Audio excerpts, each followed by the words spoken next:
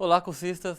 Sejam novamente bem-vindos e vamos dar continuidade com a nossa segunda aula da disciplina Equipamentos Elétricos e Eletrônicos. Antes de continuarmos com a nossa disciplina, queria desejar a vocês uma boa aula. Nessa aula, vamos refletir sobre o funcionamento das instalações elétricas, os princípios e desenvolvimentos da eletrônica e a conservação, uso e manutenção das instalações e dos aparelhos elétricos. Então vamos lá? Para iniciarmos essa unidade, temos que saber o que é um projeto elétrico. Um projeto elétrico é a previsão escrita da instalação com todos os seus detalhes. Localização dos pontos de utilização de energia, da energia elétrica, dos comandos, do trajeto dos condutores, da divisão em circuitos, da seção dos condutores, dispositivos de manobra, carga de cada circuito, a carga total, entre outros. De uma maneira geral, o projeto ele compreende 4 partes. A primeira é a memória, ou seja, é quando o projetista justifica e descreve a solução. A segunda é a parte que tem o conjunto de plantas, esquemas e detalhes, que deverão conter todos os elementos necessários à perfeita execução do projeto. A terceira parte é quando o projetista realiza as especificações, onde descreve o material a ser utilizado e as normas para a sua aplicação. E a quarta, e não menos importante, é a lista de materiais, onde é levantado o quantitativo dos materiais que serão utilizados. Você sabe quais são as vantagens de ter um bom projeto elétrico em sua obra? Então preste atenção que eu vou falar de alguns. Quando você tem um bom projeto elétrico, você terá economia na aquisição de materiais, terá economia na execução das instalações, terá maior segurança das suas instalações e saberá o dimensionamento correto e personalizado de acordo com as suas necessidades. Portanto, você terá uma previsão do consumo para o melhor rendimento do mesmo, entre outras diversas vantagens. Também é importante falar sobre algumas desvantagens a não ter o projeto elétrico em sua obra. Quando nós não temos um projeto elétrico, poderá ocorrer diversos fatores, como o superdimensionamento ou o subdimensionamento de circuitos, falta de segurança nas instalações, os custos eles poderão ficar mais elevados devido a esse superdimensionamento e as instalações podem ficar desconformes às normas vigentes, tendo uma difícil execução. E os projetos elétricos, eles são dimensionados de acordo com a necessidade do cliente e são adequados em sua perfeita otimização a fim de trazer um melhor conforto e interação na sua utilização. E nos projetos elétricos nós temos os memoriais de cálculo, quadro de carga e suas especificações, diagrama unifilar, entre outras informações pertinentes para a sua boa execução. Por isso, é fundamental a realização de um projeto devidamente elaborado por profissionais capacitados, que são os arquitetos, engenheiros civis e eletricistas, evitando que pessoas e patrimônios sejam colocados em perigo.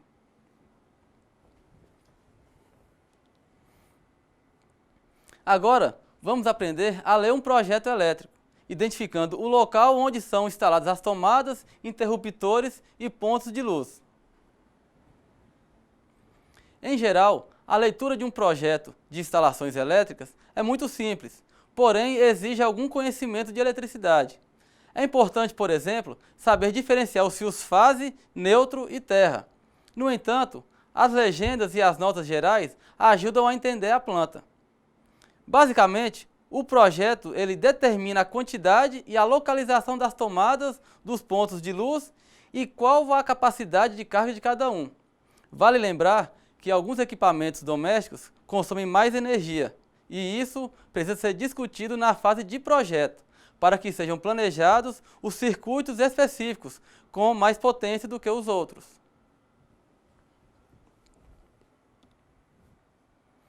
A simbologia se trata de uma forma de linguagem, bem como todo conjunto que completa um determinado projeto, esquemas, desenhos, detalhes, dentre outros, e deve ser exata, para ser compreensível e também clara, e de fácil interpretação para os que utilizarem. Do mesmo modo que uma língua, a simbologia está subordinada a regras, que são as normas técnicas da NBR 5444. A simbologia se baseia em 4 elementos geométricos básicos: o traço, o triângulo, o círculo e o quadrado. Vimos na planta de um projeto elétrico que o traço cheio ele representa o eletroduto embutido na laje ou parede, e o traço tracejado representa o eletroduto sob o solo. E o circuito ele pode representar vários objetos: o ponto de luz no teto ou na parede, o interruptor, tomadas e qualquer dispositivo embutido no teto. O ponto de luz ele deve ter um diâmetro sempre maior do que o interruptor e tomadas, para não ter a confusão. Anteriormente, o símbolo do interruptor era a letra S. Você ainda pode encontrar diversos projetos que utilizam o S como interruptor, mas o mais utilizado atualmente é um círculo menor, como vimos na planta anterior. Vocês podem voltar na videoaula e verão lá a planta. E o triângulo ele representa tomadas em geral, e as variações indicam mudanças de significado e função, seja tomada de força, de telefone, etc., bem como também as modificações de altura na montagem. E já o retângulo dividido na diagonal representa um quadro de distribuição. Portanto, um projeto é um conjunto de símbolos desenhados sobre uma planta baixa interligados de tal forma para mostrar como deve ser executada a obra.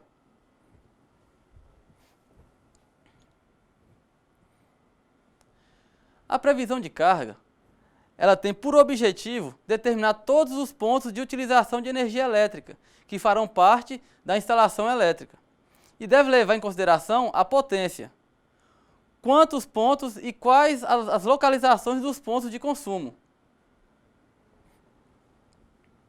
A norma brasileira 5410 estabelece as condições mínimas que devem ser adotadas para a quantificação, localização e determinação das potências dos pontos de iluminação e tomadas em habitações.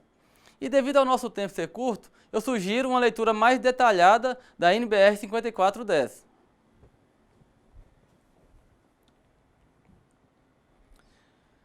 O tamanho dos condutores e eletrodutos ele deve ser previsto no projeto e leva em consideração a corrente calculada para cada um e o agrupamento de condutores dentro do mesmo eletroduto.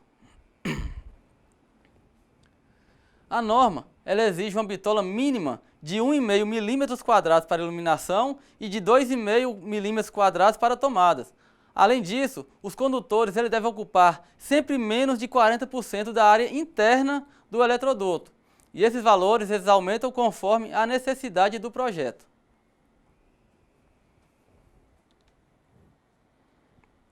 Vocês sabem me dizer como que a energia elétrica chega na nossa escola? A energia elétrica que recebemos da empresa de eletricidade até a nossa escola, comércio ou casa, ela chega por meio de 3 fios, que distribuem as tensões típicas de 110 ou de 220 volts de sua cidade entre os aparelhos elétricos para que eles funcionem.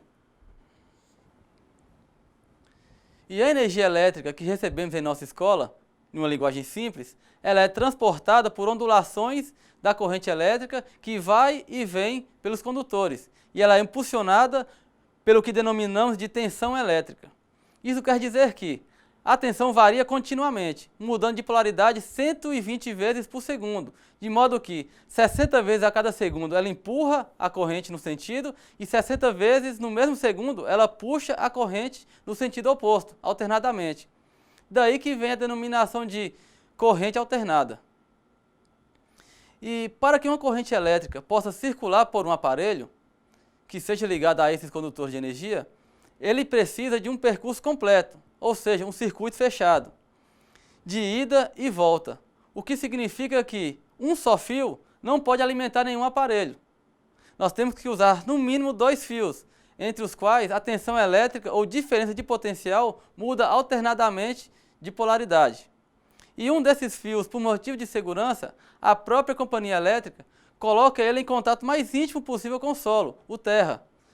E dos 2 fios da rede elétrica, aquele que não apresenta nenhuma diferença de potencial com o solo, isso porque ele está intimamente ligado com ele, é denominado subjetivamente de neutro.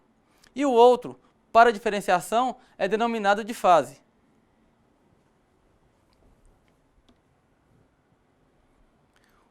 Como falamos anteriormente, numa instalação monofásica normal, nós temos 3 fios, sendo eles um fio fase, um fio neutro e um fio terra. Os fios neutro e fase, eles são os responsáveis pela alimentação do equipamento, sendo que a corrente deve chegar por um fio e sair pelo outro. O terceiro fio, que é o fio terra, ele deve ser ligado diretamente à carcaça do equipamento e a outra extremidade do fio deve ser ligada a uma haste de aterramento enterrada no solo, com boa capacidade de conduzir. E o fio terra ele tem 2 finalidades importantes. A primeira é a proteção do usuário contra choques elétricos. E a segunda é ajudar a desviar possíveis surtos de tensão que podem danificar o aparelho.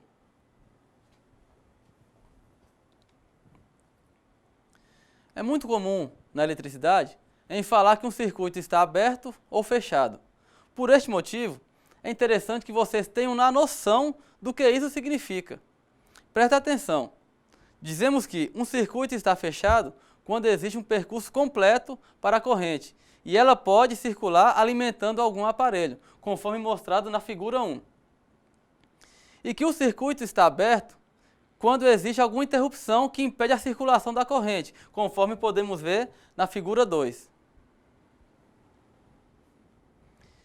Veja que esse circuito ele não precisa estar interrompido obrigatoriamente antes do aparelho alimentado, em relação ao polo vivo. A interrupção pode ser depois, uma vez que a corrente, não tendo para onde ir, simplesmente ela para. Na verdade, na instalação elétrica, como a corrente é usada alternada, não tem muito sentido em se falar em antes ou depois de algum dispositivo alimentado. Assim, quando falamos que um circuito ou um dispositivo está aberto, é porque ele não deixa a corrente passar, ou seja, o circuito está interrompido. E quando o circuito ou dispositivo está fechado, é porque ele permite que a corrente passe. Uma outra forma de indicar isso é dizer que o circuito aberto não tem continuidade para a corrente e um circuito fechado apresenta continuidade para a corrente.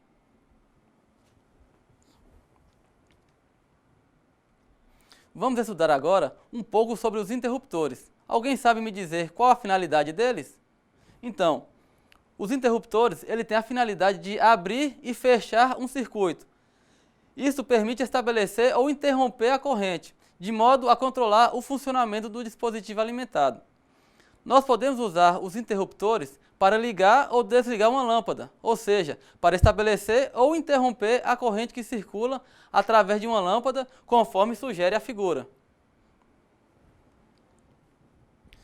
Note que podemos ligar o interruptor antes ou depois da lâmpada, pois numa instalação a posição não importa, conforme já vimos.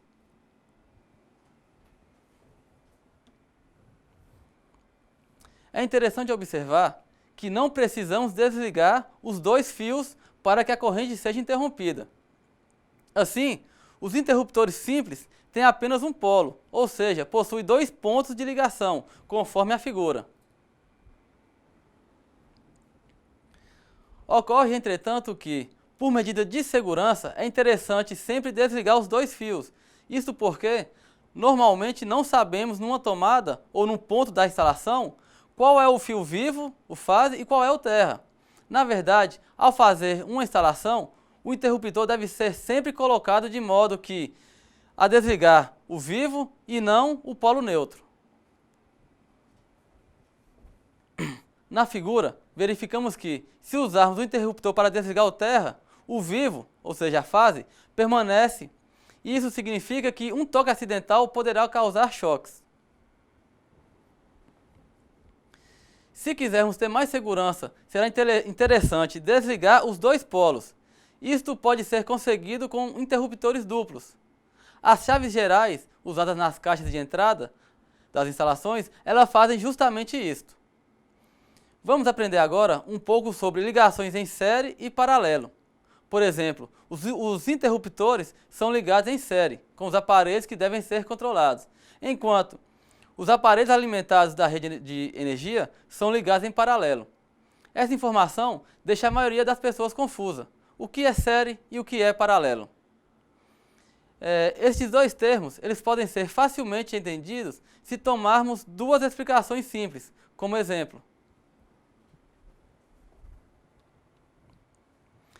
A primeira aplicação é mostrada na primeira figura, onde temos um interruptor ligado em série com uma lâmpada de modo a poder controlá-la. Assim, neste circuito, a corrente passa primeiro pelo interruptor e depois pela lâmpada, ou vice-versa, e se o interruptor for ligado depois. Um conjunto de lâmpadas de árvore de Natal é obtido pela ligação em série dessas lâmpadas. Veja que, neste tipo de ligação, se uma das lâmpadas queimar, a corrente é interrompida em todo o circuito e todas as lâmpadas se apagam. Observe também que a tensão da rede de energia se divide entre as lâmpadas. Se o conjunto tiver 10 lâmpadas, os 110 volts da rede da energia, eles ficarão divididos por 10. Então, cada lâmpada receberá 11 volts.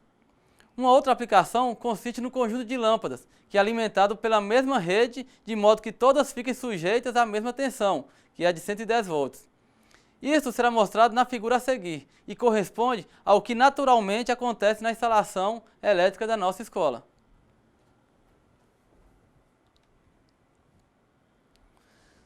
Nesta aplicação, as lâmpadas estão em paralelo e as correntes são independentes. Assim, cada lâmpada exige a corrente que precisa para funcionar, e se uma delas queimar, a outra não é afetada, continuando acesa da mesma forma.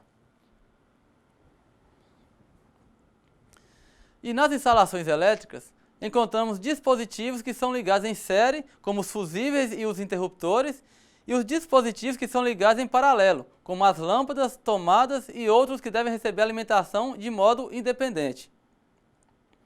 E dando prosseguimento, vamos estudar agora a tomada elétrica.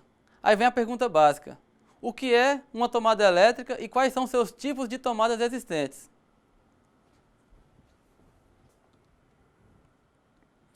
A tomada elétrica, ela é o ponto de conexão que fornece a eletricidade principal para um plug macho conectado a ela. E há dois tipos de tomadas: a tomada de uso geral e a tomada de uso específico. A tomada de uso geral, ela é destinada à ligação de mais de um equipamento, não simultaneamente, e cuja corrente de consumo não seja superior a 10 amperes. E elas são as tomadas que a gente utiliza para ligar o liquidificador, geladeira, ventilador, ferro elétrico, televisão, DVD, equipamento de som, etc. E para instalar as tomadas com circuito monofásico, de uso geral, nós temos que usar no mínimo fio de 2,5 milímetros e de preferência disjuntores de 10 amperes, pois as tomadas são fabricadas para suportar até essa amperagem. Lembrando que deve-se ligar o neutro no polo esquerdo da tomada e o retorno no polo direito, e o terra segue diretamente para o polo central.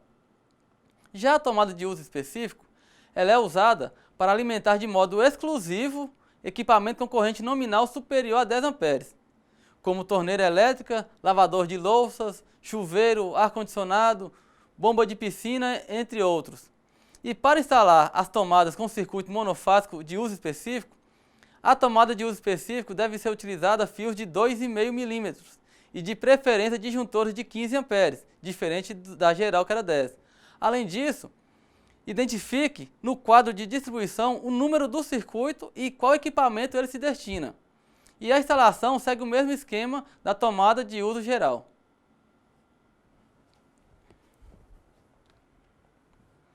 Vamos agora dar início à unidade 6, que é o Princípios e Desenvolvimento da Eletrônica. A primeira pergunta é: o que é eletrônica? A eletrônica é o campo da ciência e da engenharia que estuda a forma de controlar a energia elétrica através de dispositivos e meios condutores ou semicondutores. A compreensão dos conceitos fundamentais da eletrônica, dos principais dispositivos e circuitos, edifica a base técnica necessária para a boa formação do técnico em infraestrutura para futuras instalações e ou manutenções da rede elétrica da escola. Abordaremos a seguir os principais componentes eletrônicos: o transistor, o resistor, o capacitor, o indutor e o diodo, que estão presentes em um sistema de automação. O primeiro é o transistor. O transistor ele é um componente eletrônico semicondutor com várias funções. nomeadamente amplificador de sinal, que é a tensão, comutador de circuitos e amplificador e regulador da corrente.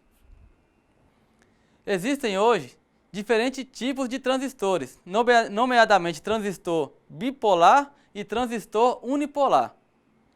Os transistores, eles funcionam de maneira semelhante ao registro de água, como vocês já viram anteriormente na disciplina de hidráulica. Entre o coletor e o emissor do transistor, aplica-se uma tensão elétrica e entre a base e o emissor, faz-se circular uma corrente, que irá controlar a corrente entre o coletor e o emissor, assim como no registro de água, que o controle da abertura faz variar o fluxo de água. No transistor, a corrente de base controla a corrente entre o coletor e o emissor. Resistores, o que são e para que servem? Os resistores, eles são provavelmente os elementos de um circuito mais conhecido pelas pessoas. Os resistores, eles são dispositivos que oferecem resistência à passagem de elétrons e são encontrados em diversos aparelhos eletrônicos, como por exemplo televisores, rádios e amplificadores. Ou seja, um resistor pode ser definido como sendo um dispositivo eletrônico que tem duas funções básicas. Ora transforma energia elétrica em energia térmica, que é o efeito Joule, ora limita a quantidade de corrente elétrica em um circuito, oferecendo a resistência à passagem de elétrons.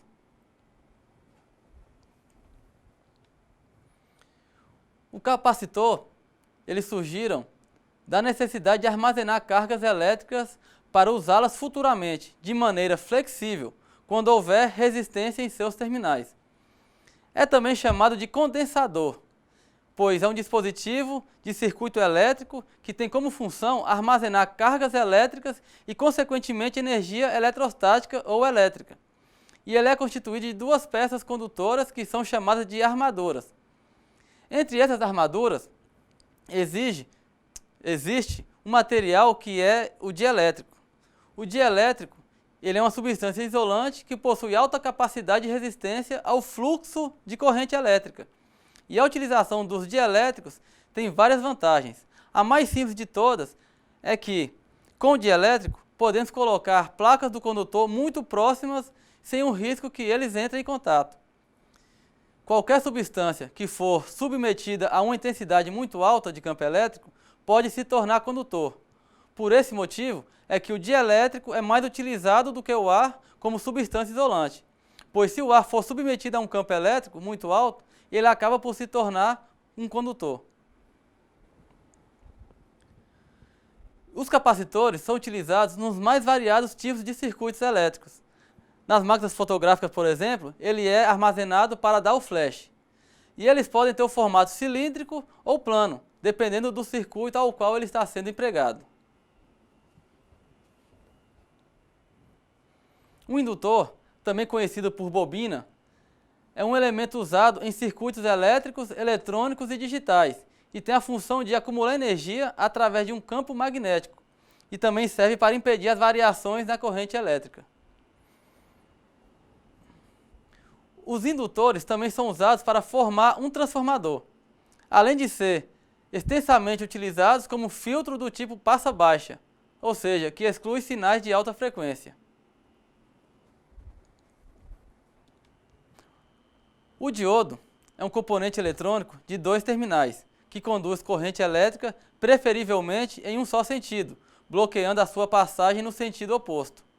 E esse comportamento unidirecional é chamado de retificação, sendo utilizado para converter corrente alternada em corrente contínua e extrair a informação de um sinal modulado em amplitude. Entretanto, o diodo pode ser empregado para outras finalidades, além da retificação. Existem diodos de uso especial, utilizados para regulação de tensão, sintonia eletrônica receptora de rádio e TV, e geração de radiofrequência e produção de luz, os LEDs.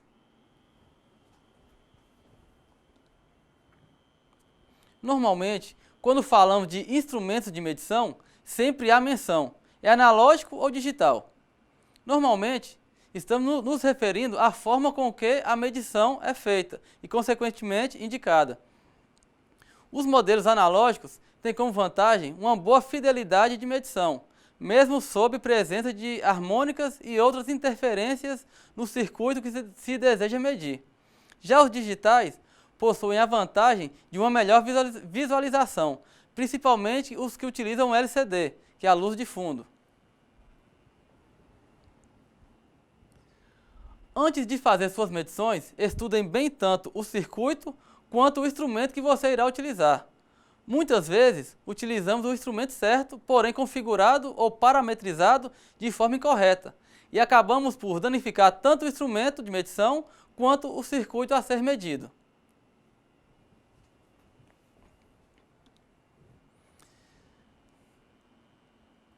Finalizando o nosso caderno, vamos falar um pouco sobre a conservação, uso e manutenção das instalações e dos aparelhos elétricos. É de fundamental importância a manutenção periódica nas instalações elétricas, fazer a limpeza, o reaperto, a inspeção visual.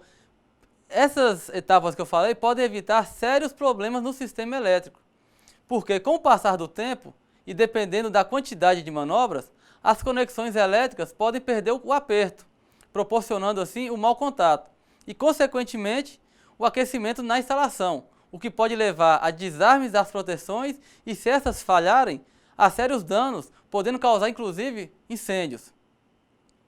E os contatos, eles podem se tornar oxidados, também proporcionando mau contato, reduzindo a capacidade de condução da corrente elétrica do sistema. Por isso, é necessário fazer a limpeza dos contatos e dos componentes elétricos, porém essa limpeza tem que ser específica com produtos adequados.